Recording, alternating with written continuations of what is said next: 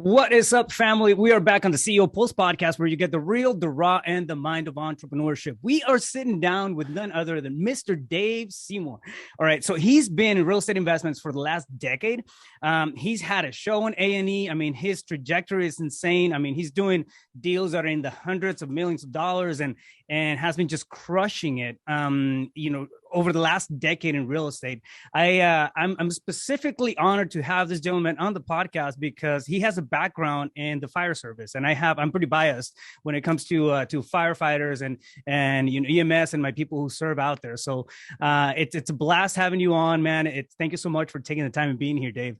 Yeah, Rafael. Thanks, brother. I got to ask you out of the gate. Were you a ladder guy, or were you a hose puller, or were you rescue? Where were you all at? All of the above. All of the above. The days where I wasn't in the rig, I was in the fire truck.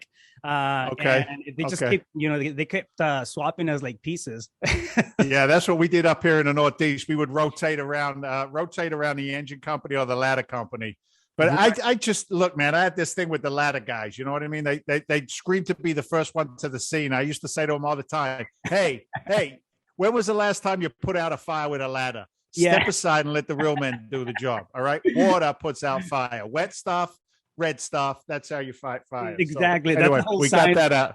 That's the whole science behind it. Yeah. Right. No, I love it. To me, it was very different. Understanding that on the East Coast, you usually have a designated person on the rig and then another one on the fire truck. And on the West Coast, we just mix and match, like whatever. We'll rotate, on the ambulance and then the fire truck, and then just, kind of work it that way. But yeah, man, those years were amazing in terms of experience and knowledge, appreciation. You see a lot of shit out there that's just crazy, insane. And it gives you like a newfound respect for life. I think it's one of the biggest things. Let me ask you a question and see if you're on point with this, because I've taken a lot, and I mean it. After 16 years of working in a city fire service paramedic, you get to see some stuff that most people won't ever experience, right? And it's not necessarily anything other than what a true emergency looks like, right? And I had this conversation with my partner, Walter Novicki, who is a decorated veteran of the Special Forces, U.S. served military. And he's seen things that we would never see, right, as firefighters and medics. But we had this conversation, and it was like, in business, a knee-jerk reaction in business can have huge detrimental consequences, right? Yeah. So knowing what a true emergency is and what a true emergency is not, I think is part of the fabric of being successful in business at any level, right? Yeah. Whether it's, your first wholesale deal and you make $5,000, or whether you've got a $24 million, 106 unit build in process in Cape Coral right now, right? It's always being able to step back, take a breath, take a look at the landscape, allocate, execute, step forward, keep moving, right? Duck and cover, keep going, keep going, keep going. So I think a lot of that has been, instrumental in being able to be good in business, I think, and then having the right team, right? No, 100%. And I think what it does too, I mean, it just being in a space like that, especially for as long as you were in it, in the fire service, it builds, there's no way around it. You just build certain habits, right? Through discipline, because it's required by the actual space that you're in. But then we come in and then we adopt those behaviors and we just transfer them into that new space. I remember when I launched my first business, it was a non-emergency transportation business, medical transportation. I'm sorry, the ambulance services. Where did I get that idea from? The firehouse.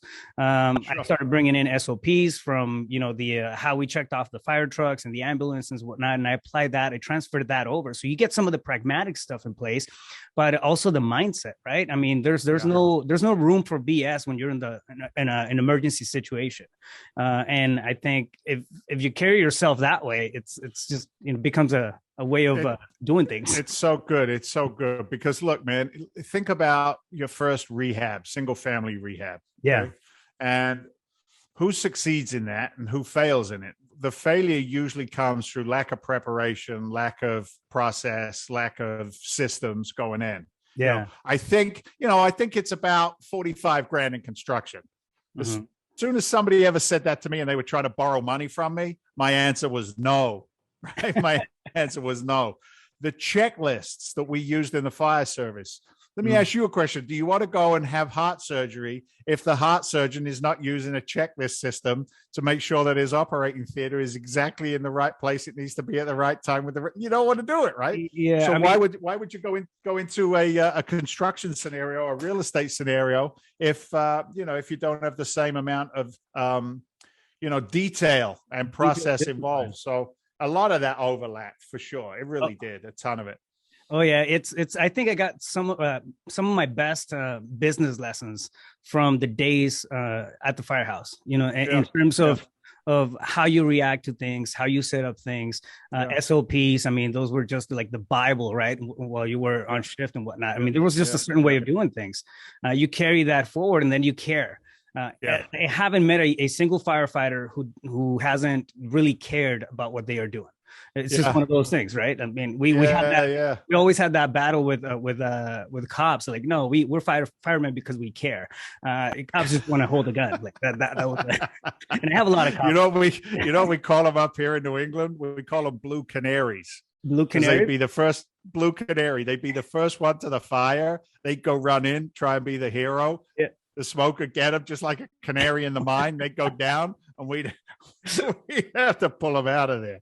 So man, we don't have to get too involved with that process. But I'm with you. I mean, at the end of the day, not all heroes wear capes. I mean, some wear fire suits. I mean, that's for sure. And my friends in the police department, you guys are cool as well. All right. Great people. It's just a back and forth smack talk. But wow, we went into deeps like right out of the gate. I love it. I love your energy, man. Your energy is contagious.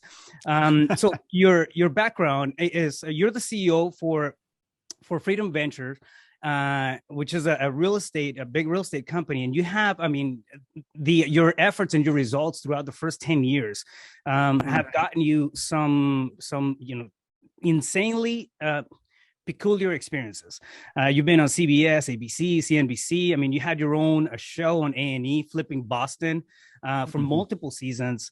And I mean, you've been on massive stages, spoken alongside Tony Robbins and thousands of people. So I'm really, really curious on your background. How'd you get from one space of in the fire service, government job, and that type of thing to blowing up like this within a matter of a decade? Yeah, look, I can answer that in two words: financial illiteracy. Okay. What you don't hear about when I share, firefighter stories is the fact that was 48 hours a week. Then after that, it was another 42 to 50 hours a week working construction on my days off, running my own small construction company. Yep. And then also working retail security nights and weekends because I still was an absolute donkey when it came to money. I didn't understand capital. I didn't understand how it worked. I didn't understand debt. All I understood that was in America, you could spend more money than you earned and you didn't go to jail for it. And growing up in England, where I came from, that wasn't a concept that people made sense to anybody. And, financial illiteracy pays a price, whether it's your retirement, whether it's your daily living, whatever the case may be. So for me, I was beaten into submission to the point in 2000, late 7, early 8, I'd refinanced my primary residence 3 times because the guy who was a scumbag said to me, "Dave, you're a firefighter. You deserve to refinance your house. Let's do it again, buddy." And then I figured out later on that he was making 8 points on every loan that he did with me because I didn't understand how to read a mortgage or a loan document. So the reason I tell you that is that 2008 to now 2000 and almost 22. That's a pretty long time and a trajectory that started in pain. You go through the dark to get into the light. And for me, I was losing my home, man. I mean, it was 2008. Nothing was pretty. In 2008, if you told somebody you were in real estate, they said, "I'm sorry." You know what I mean? Yeah. It was like a cancer. But for me, I ended up in education in a freaking seminar. The circus was in town. Yeah. And I went to the circus tent. But for me at that time, the guy up on the stage began to rock some of my foundations, right? Some of my understanding. Debt is good, not bad if you know how to use it. What are you talking about? Credit cards are bad. You shouldn't have a credit card, right? Yeah. You only need those for emergencies. Or if Mhm. somebody had told me what the amount of the emergency was and when it was coming, then I probably wouldn't have needed a credit card in the first place, right? Good debt, Yeah. bad debt. He said to me, if you always trade your time for somebody else's money, you'll never get where you want to go in life. He said, what would it be like if you could go to bed at night and wake up the next day with more money in your account than when you was in there the night before you went to sleep? I'm like, what is this guy talking about? Is he on crack, drugs? Is he out of his trees? What's going on? And what it was he was talking about cash flow, residual cash flow. Can you do something once and get paid for it multiple times? Nobody taught us any of this crap in school, man. I Nope, mean, not at all. Yeah. it just wasn't there. So what was I, 30, 38, 36 years old, something like that. And, it was just an awakening for me. It was, it was a spiritual moment.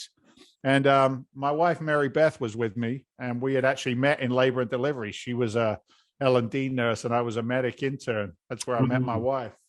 And Wow. yeah, she looked at me at the end of this 3 days. It was 27 grand for some shitty coaching and 5 classes. Company's not even in business anymore. And she said, what do you think? I said, babe, I can't continue to do what I've been doing because I'm going to keep getting what I've been getting. Right. I had that moment of clarity. And she said, she said, go get him, killer. She said, I'm proud of you. I love you. I support you. Whatever it is you want to do, I got your back. And I looked at her. I said, I'm so glad you said that because it's $27,000 and I don't have any room on my credit cards. I'm going to have to use yours.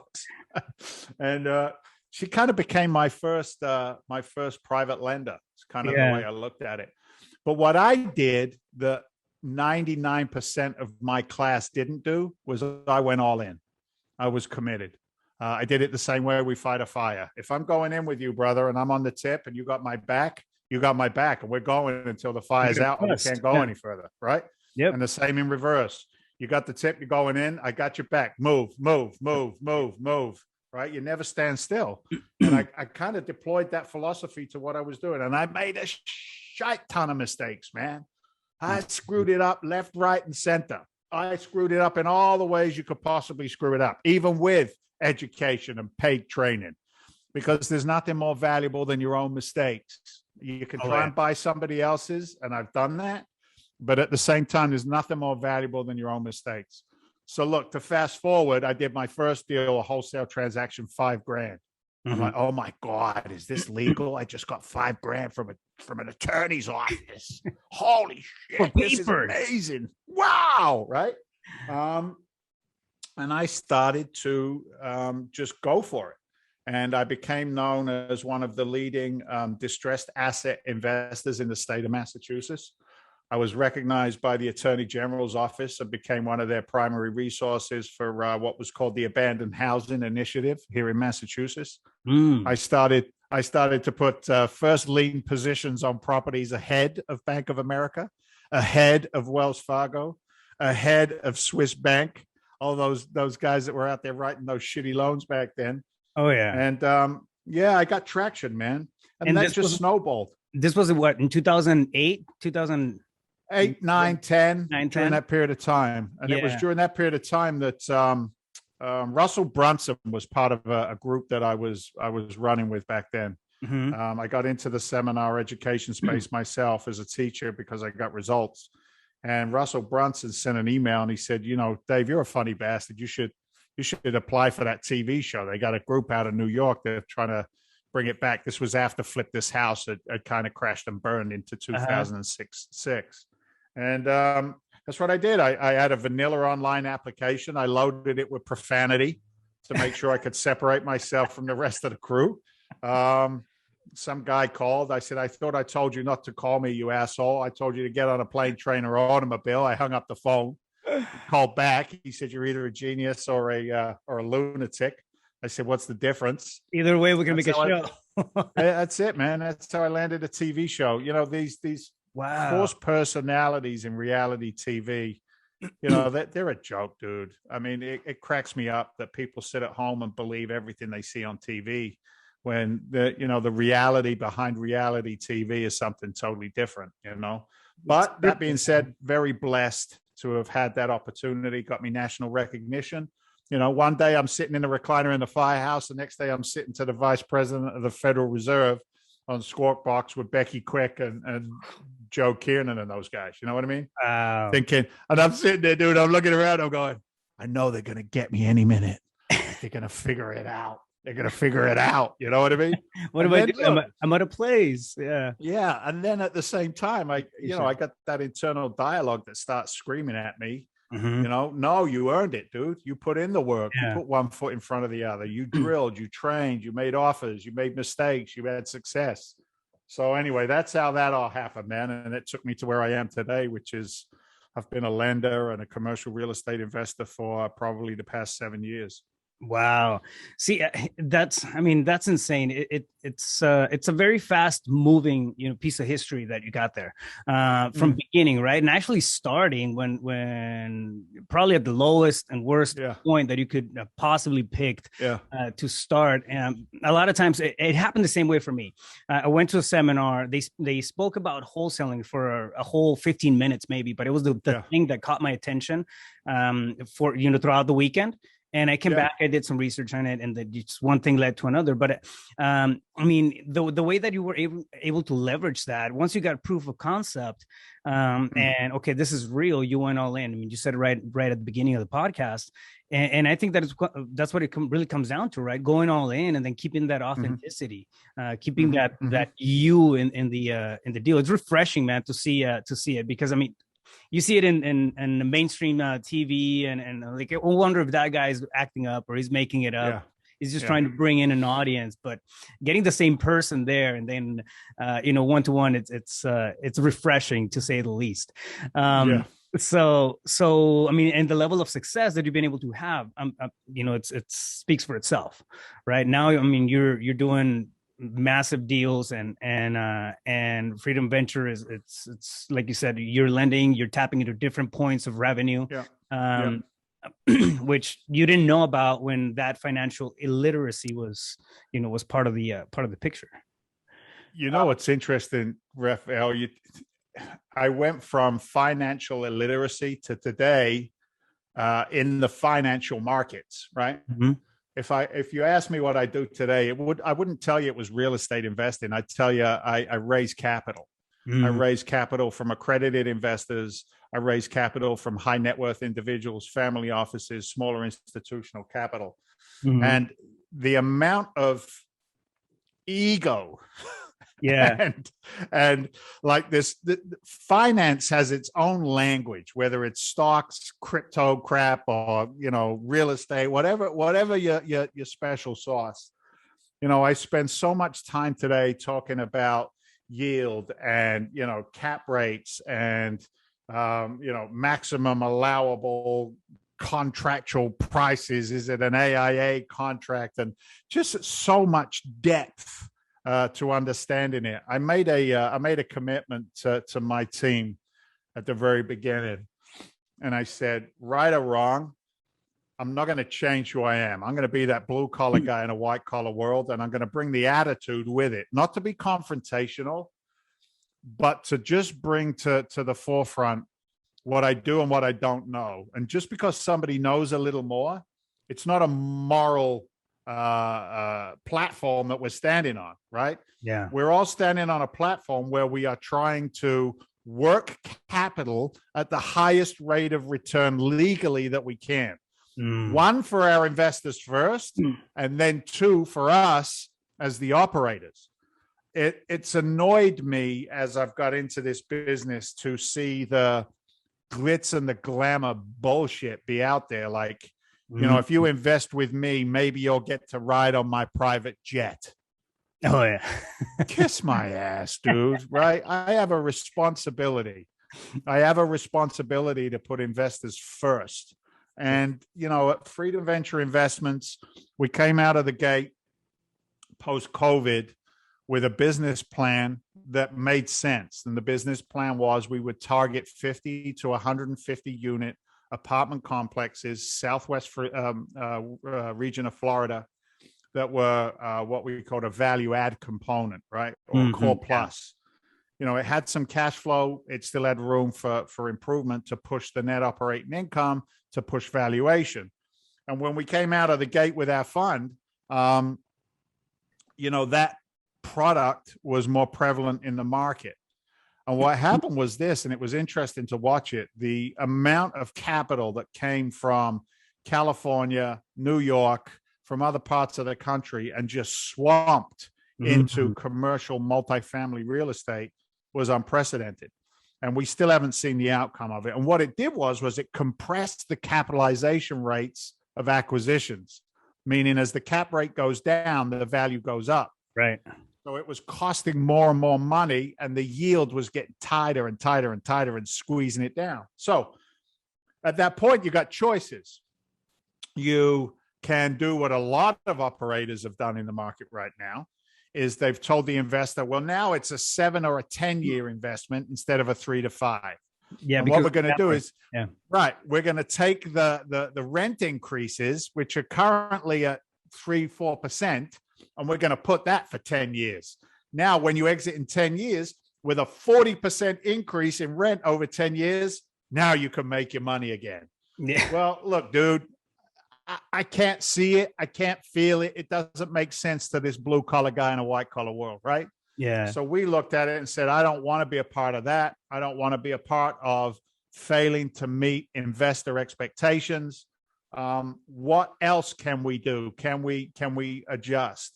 And very blessed that although we're a larger real estate private equity firm, we also have the ability to pivot to hunt yield for the investors.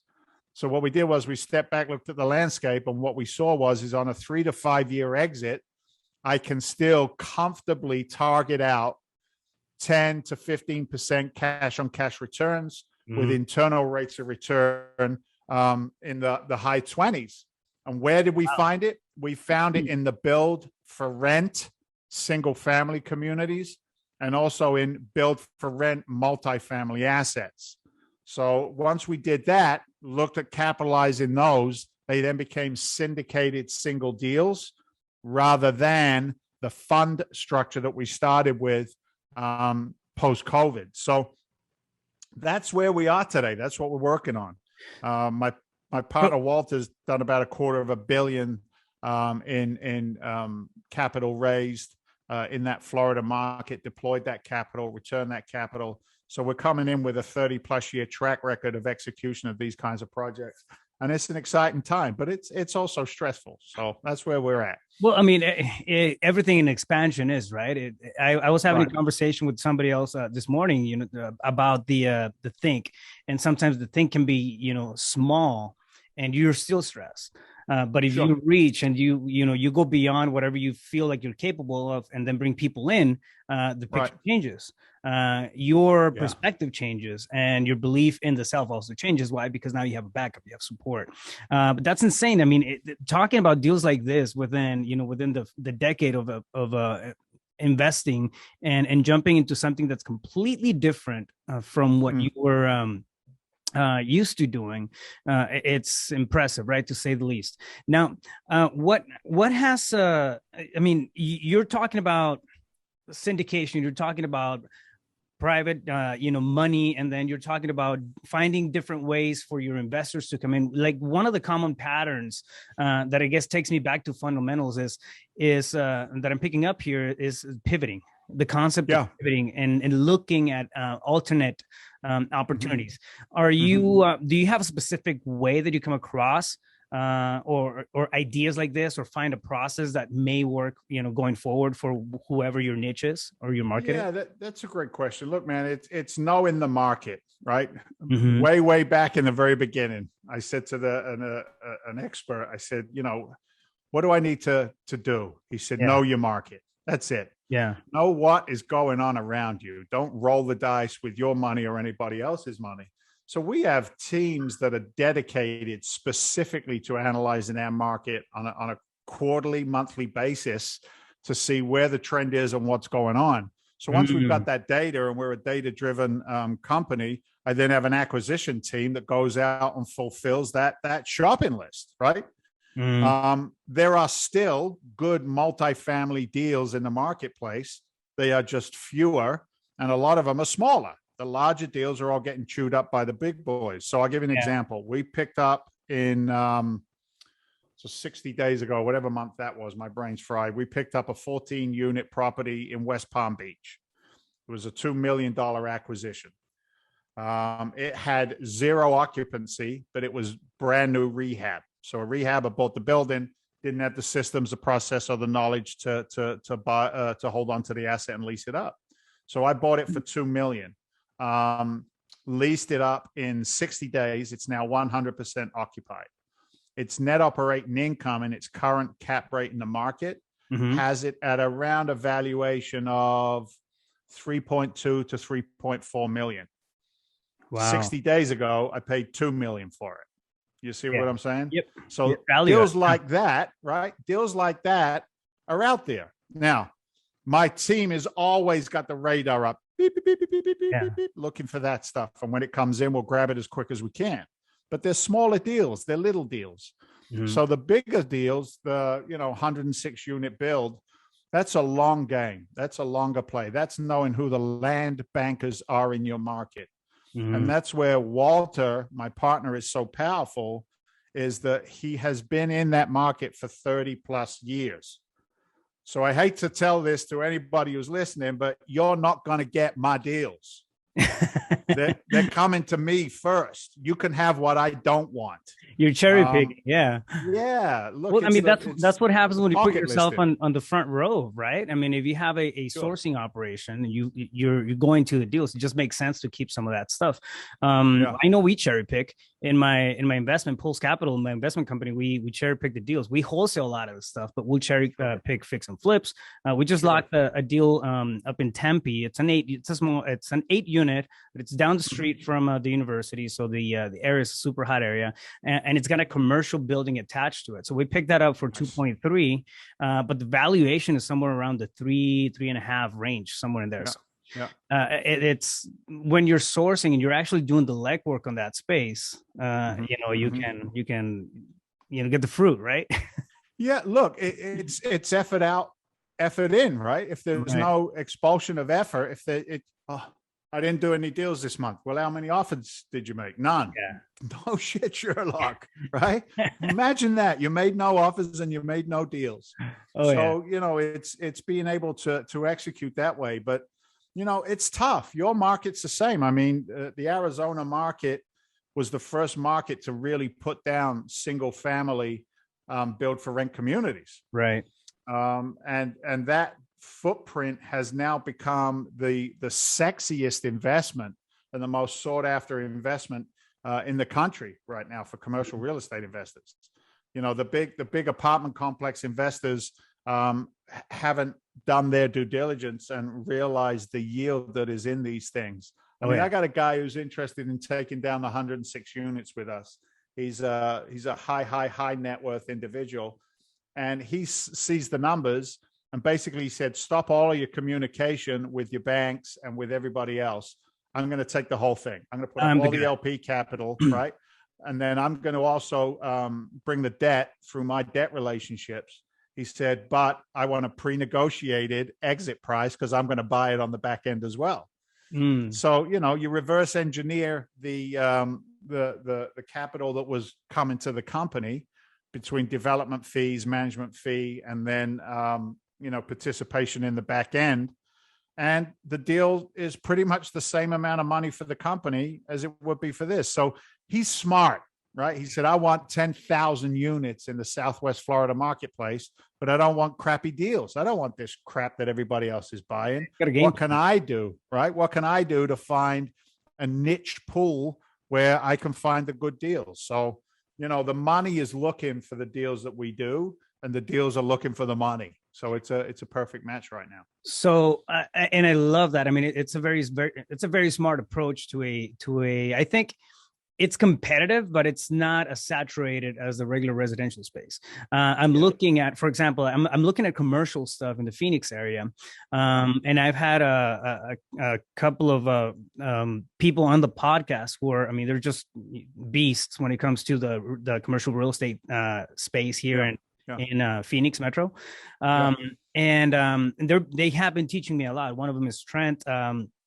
And the other one is John Troutman, but they're very smart, guys. They're very active. They're actually doing deals, warehouses, and commercial and office space. And I'm learning a lot from these people, right? It really the ability to structure a deal like that and be smart about not just the locking side, but the dispo part. What's the exit like, and then reverse engineer, like you said. It's one of the biggest talents that can really give you high yield in a market that's not completely saturated. And I don't think it's to that space yet where everybody knows. For some reason, people get intimidated with commercial. I know I was there. You know what it is? It's more zeros, right? And the average investor doesn't look at a 29 or a $50 million deal. Like the zeros don't compute. And the guy who trained me way back in multifamily said to me, it's just zeros, David. He said it's the same amount of zeros going in as it is going out. And it takes as much effort to do a single family flip as it does to do a $10 million acquisition. That's easy to say, but until you can wrap your head around that and you have the confidence to step into these transactions with the right team, it can be intimidating. So that's what keeps the pool smaller. That being said, the amount of assets out there is less, right? We're seeing the same asset get turned over at a higher rate of speed than we do in the single family market. So it gets to be a challenge. But here's my favorite thing about real estate, and I said this on a call earlier on today. The thing that I love about real estate is that it's more about collaboration, I feel, than competition, right? Like 100%. I'm already thinking like a CEO. Raphael's in the Arizona market. I don't have a team there yet. He's got feet on the street. He's a firefighter. Now you do. Right? You see how that works? Yeah. Right? That's it. We have this philosophy here in the Valley. Brent Daniels and actually Pace and Jamil just landed at Showing A&E as well. They're part of that group that we're in. Yeah, triple digit flip. These guys are insane. But we all started back in a couple of years ago on a Go Giver mastermind, and the whole premise of that was leading with value, right? And then organically we just started squadding up. So we started tapping into each other's, talents and abilities, and we're all in the same industry. This is what's so mind blowing, right? We're all in the same industry. We're all, trying to wholesale deals, fix and flip, and looking for the residential stuff and whatnot. And instead of being competitors to each other, we reached out and we started collaborating. Hey, listen, I got a deal that maybe I can't close. Do you have a buyer for it? And we started connecting that way. That's how it started. And eventually you jump into, coaching, and you jump in systems and improving operations. And you just don't know, once you start squatting up, you don't know what the picture looks like. It's kind of like pulling on a thread, and then you have this big, massive thing right in front of you when you least expect it. And that's really kind of what unraveled here in Maricopa County. It's in Phoenix. It's just, you have, all these people who are doing a lot of deals and they're crushing it. And yet we all collaborate with each other. But, it's reach out. It's a beautiful thing. It's a beautiful thing. Before we started this call, you asked me, do you have any coaching? It's okay to share what your services are? And it's kind of interesting. I said to you, no, I don't have any coaching. And I don't really have any formalized coaching, but what I do have is it's a smaller group of high net worth individuals that want to learn the business. And then what happens is they learn the business, they realize how much time and effort it takes to do the business. And then they kind of like step back and they say, you know what, I'd much rather just invest with you and maybe pick up a deal or two myself over the next 5 or 10 years. That's been a really powerful process for me, because look, it's great to give, but it's also important to receive, right? It's also important to receive. Nothing for nothing gets nothing, without getting too corny on this stuff. But, to be in a position where somebody that you've helped, then turn around at, a shorter period of time later, share a financial win, a spiritual win, a personal development win. That's cool. That's pretty freaking cool. And then for me, I always try and make a point of reaching back out to the folks who have helped me along the way and say, you know what, if it wasn't for you, this wouldn't have happened. If you hadn't have said that, I wouldn't have thought this. So it's an important part of, this CEO journey and being successful for sure. It's interesting that you mentioned that, and I'm gonna get a little personal here, but for me, it has really been a challenge just to open myself up to receive. I have absolutely no problem giving. Somebody can knock on my door and I'll spill my guts out on my business process, my systems, my secret recipes, quote unquote. They're not so secret. It's just, I always talk about shit that's working and I put it out there, right? I want people to win. And every time, the moment where I'm about to receive something, and it's not that I'm not expecting. It's just, sometimes things come to you because somebody's grateful and they're in a reciprocity, right? And that receiving part, at a mindset level, it's not easy. It's been, I know it may sound stupid to the audience out there, but it's one of those things that it's taken me a minute to wrap my head around the idea that I can receive as well. You know what I mean? No, dude, you're right there. You're right where you're supposed to be. I've fought that my whole life. Yeah. Being on a stage, for example, and impacting an audience to the point of action. Okay. That's what we do. We impact somebody to the point of action. They change, they morph into something different. That gives guys like us a huge amount of dopamine, right? Yeah. To see those results. Yep. What I've never been good at, and I'm working on it actually, is to have somebody say, Dave, thank you for XYZ. Thank you for sharing some vulnerabilities. Thank you for, whatever it was that they believed they received from me. And I think that's, look, man, without us getting on each other's, therapy couch right now, it's part of the DNA of the first responder. I think it's, I didn't push, ACLL meds on a heart attack patient for them to wake up and say, Dave, you're the balls. Thank you for saving my life.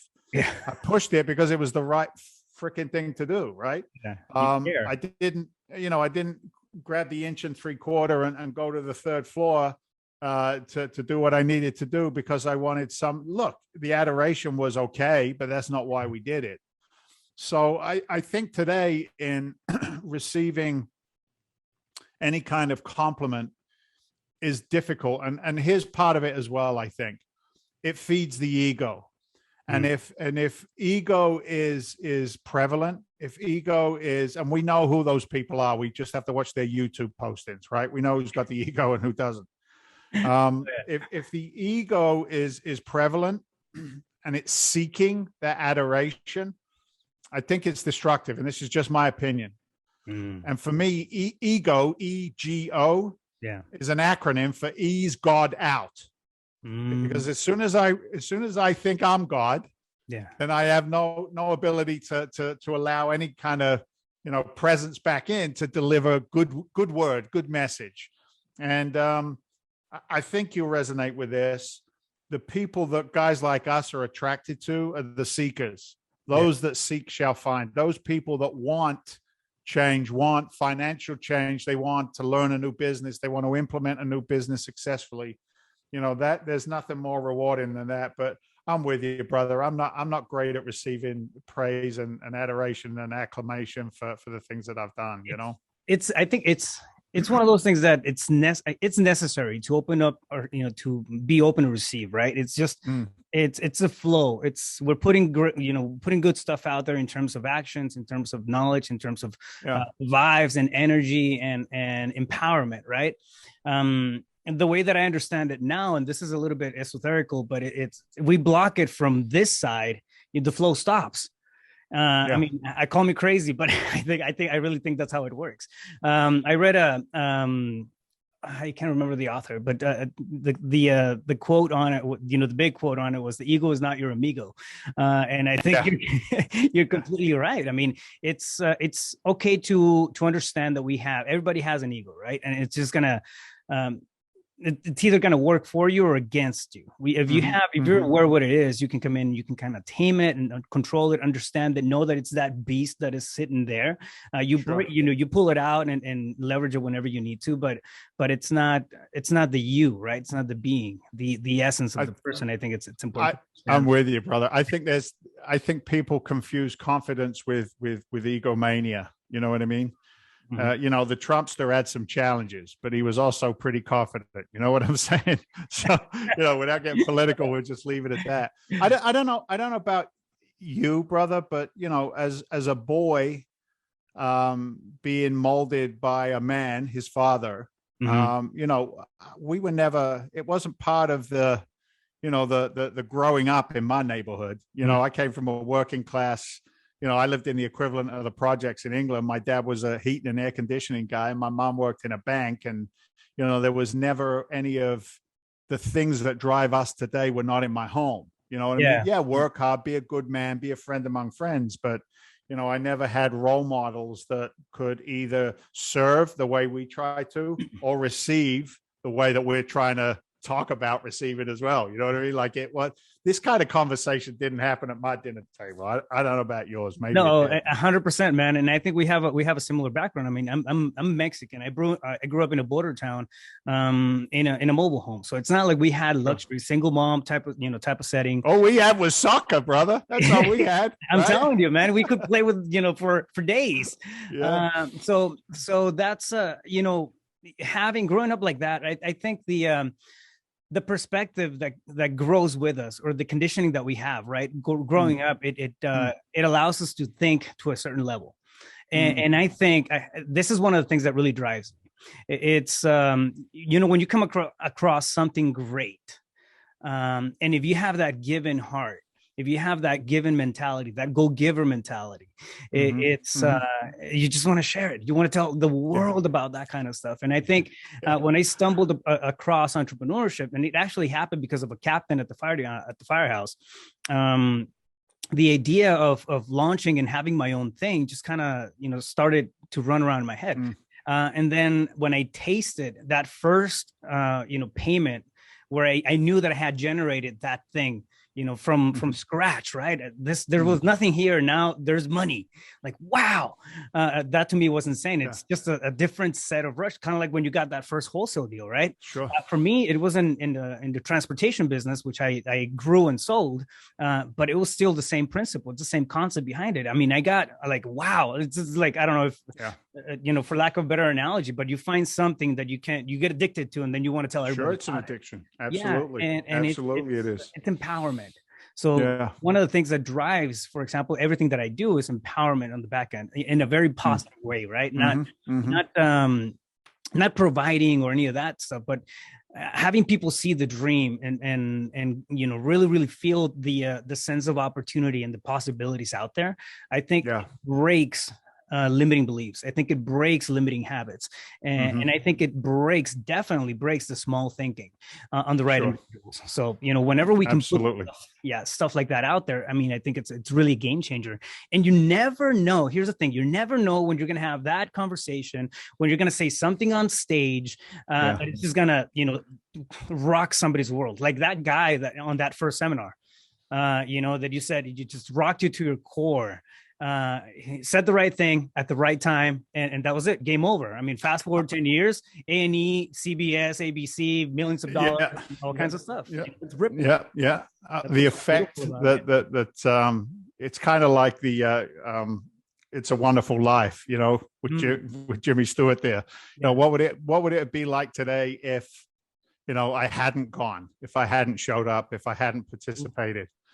Think about the knock-on effect of the decisions that we've made in the past. And when I'm faced with challenging decisions going forward, I just got to have a little faith. You know what I mean? I got to have some faith. I keep doing the right thing, the next right thing, stepping into the next right action. People benefit. My family my investors, my peers, we get the benefit. And yeah, it's been a blessed journey, my friend, for sure. And I love it, man. I love it. And it's very, very inspirational. I feel like the most dreams out there get truncated or get stopped before they even begin, because people don't have clarity, right? I don't know what this whole thing is going to look like. What if I fail? What if I succeed?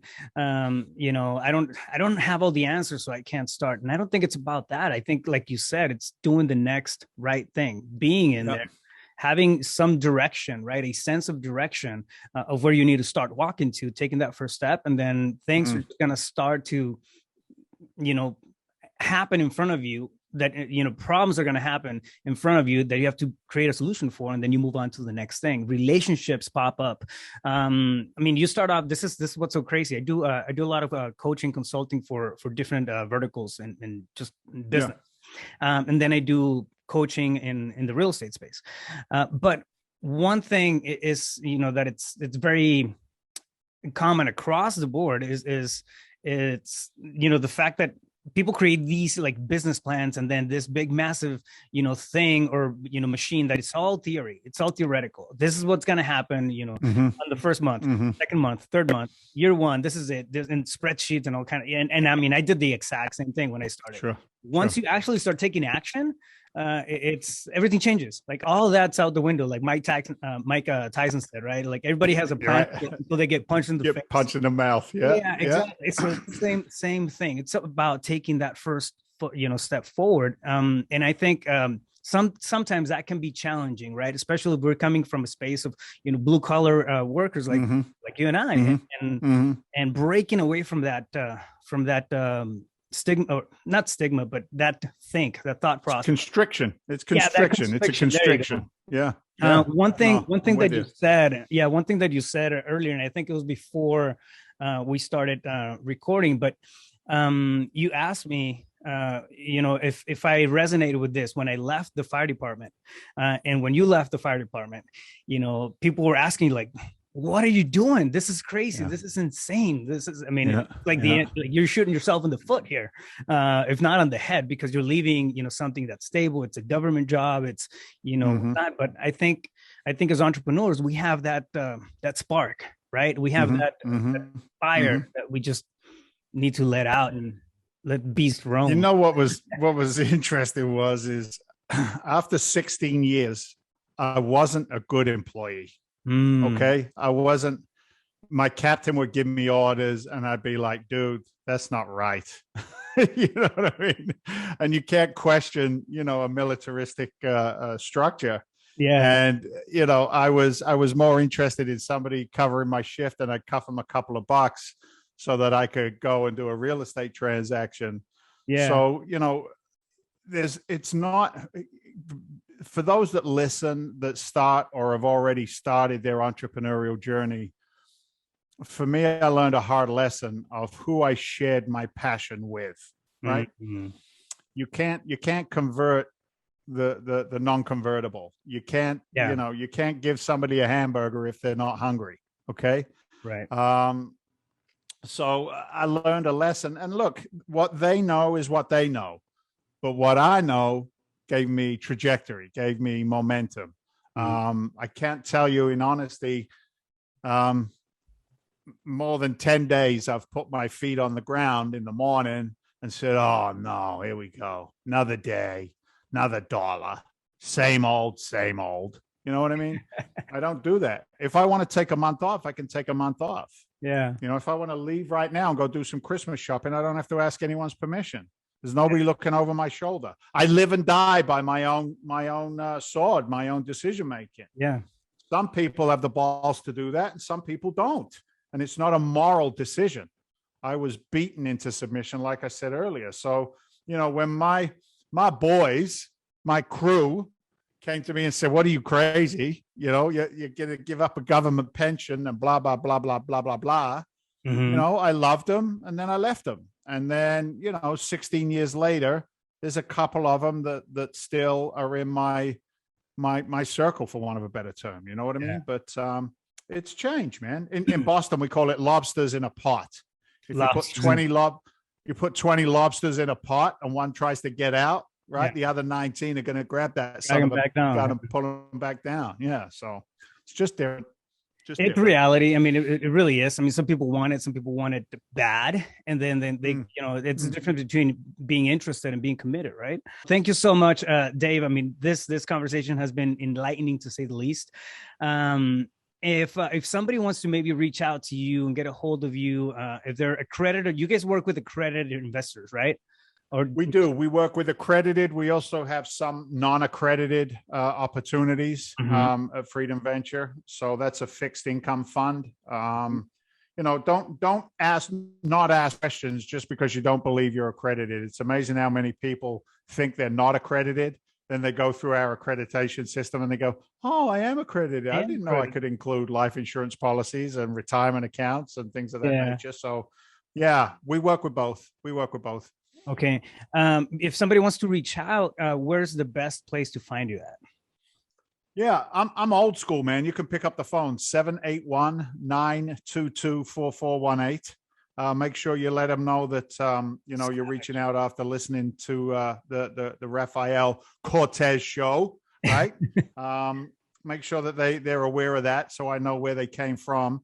Or, you know, if you're too scared of the telephone, which some people are, go online to freedomventure.com.